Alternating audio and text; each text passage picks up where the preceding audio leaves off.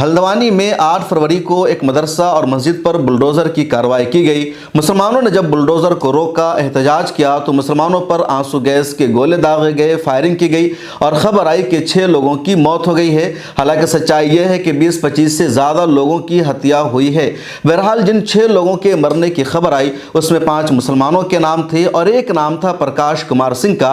कहा गया, खबर आई, इल्ज़ाम लगाया गया प्रकाश कुमार सिंह की हत्या मुसलमानों ने की है, मुसलमानों ने फायरिंग की है। लेकिन अब जो सच्चाई सामने आई है, जो इंकशाफ हुआ है, वो बेहद हैरान करने वाला है और अंदाज़ा नहीं लगाया जा सकता, सोचा नहीं जा सकता।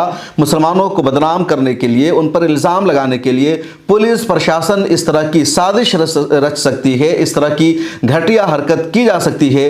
लेकिन ये सब कुछ एक पुलिस कांस्टेबल ने किया और ये पूरा मामला प्रकाश सिंह का जो शुरू होता है वो कुछ और ही रंग देने वाला है।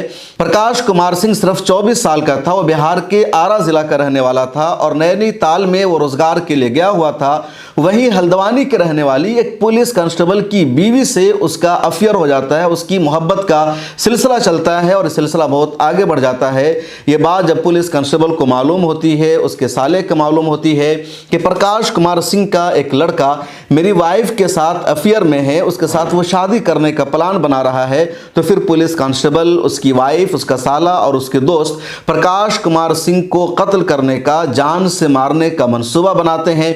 रास्ते से हटाने की पूरी प्लानिंग कर ली जाती है। उसको बुलाया भी जाता है। प्रकाश की जो महबूबा थी, यानी जिस औरत से उसका अफेयर चल रहा था, कांस्टेबल की जो वाइफ थी, फ़ोन करके प्रकाश कुमार सिंह को नैनीताल से हल्द्वानी के वनभोलपुरा बुलाती है कि तुम यहाँ आ जाओ, मैं तुम्हारे साथ शादी करूँगी और शादी करके मैं यहाँ से फ़रार हो जाऊँगी। मैं मज़ीद इस पुलिस वाले के साथ नहीं रह सकती, मुझे बहुत परेशान कर रहा है। शादी के लालच में प्रकाश कुमार सिंह नैनीताल से हल्द्वानी आता है, एक मंगलसूत्र भी लेकर के आता है। लेकिन जब वो हल्द्वानी पहुंचता है तो पहले से उसको मारने की जो तैयारी थी उसमें कुछ तब्दीली हो जाती है, क्योंकि 12 बजे के बाद वहां बुलडोज़र की कार्रवाई शुरू हो जाती है। हालात धीरे धीरे ख़राब हो जाते हैं और तकरीबन 2 बजे के बाद पुलिस एहलकारों को वहां तैनात कर दिया जाता है, ड्यूटी लगाई जाती है, मामला बिगड़ जाता है। चुनांचे इस पुलिस कांस्टेबल ने मौके का फ़ायदा उठाया। एक अपने दोस्तों के साथ मिलकर, अपने साला के साथ मिलकर इसने इल्लीगल पिस्तौल का अरेंज किया और उस इल्लीगल पिस्तौल का इंतज़ाम हो जाने के बाद शहर से बाहर जाकर उसको मारा गया। एक साथ 3 गोलियां उसको मारी गई और फिर जब ये पूरा मामला हो गया, उसकी जान जब जा चुकी थी, तो जहां पर लाशें बिखरी पड़ी थी, जिस इलाके में हिंसा हुई थी, जहां मुसलमानों पर फायरिंग की गई थी, वहीं पर लाकर इसको रख दिया गया। जब लाश बरामद हुई तो कहा गया कि 6 लोगों की मौत हुई, उसमें प्रकाश कुमार सिंह है और जो प्रकाश कुमार को गोली लगी है, मुसलमानों की तरफ से गोली लगी, यही बात सामने आई। लेकिन इस सच्चाई का खुलासा उस वक्त हुआ जब पोस्टमार्टम की रिपोर्ट सामने आई। नैनीताल के एसपी ने देखा कि जो पोस्टमार्टम की रिपोर्ट है उसमें पता चल रहा है कि प्रकाश कुमार सिंह को 3 गोलियां लगी है और तीनों गोली एक साथ लगी है और एक ही जगह पर लगी है और बिल्कुल करीब से गोली लगी हुई है।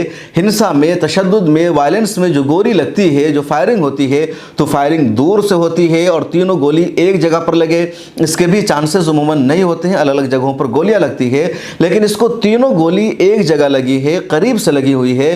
पोस्टमार्टम की इस रिपोर्ट से हल्द्वानी पुलिस प्रशासन को शक हुआ। उसके बाद इस मामले की छानबीन की गई, उसके मोबाइल फोन को चेक किया गया, जानने की कोशिश की गई कि इसने अपनी मौत से पहले किन किन लोगों से बातचीत की है।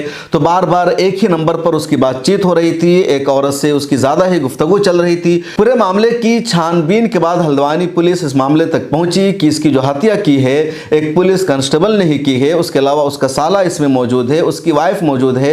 अब हल्द्वानी पुलिस ने उस पुलिस कांस्टेबल को गिरफ्तार कर लिया है, जिसको आप यहाँ स्क्रीन पर देख सकते हैं। इसके दोस्तों को भी गिरफ्तार कर लिया, वो सब यहाँ मौजूद है पुलिस के साथ। लेकिन अभी तक इसकी जो बीवी थी वो भी अपने आशिक के कत्ल में मुलव्विस थी। शौहर के साथ उसने पूरी हत्या का मंसूबा बनाया था।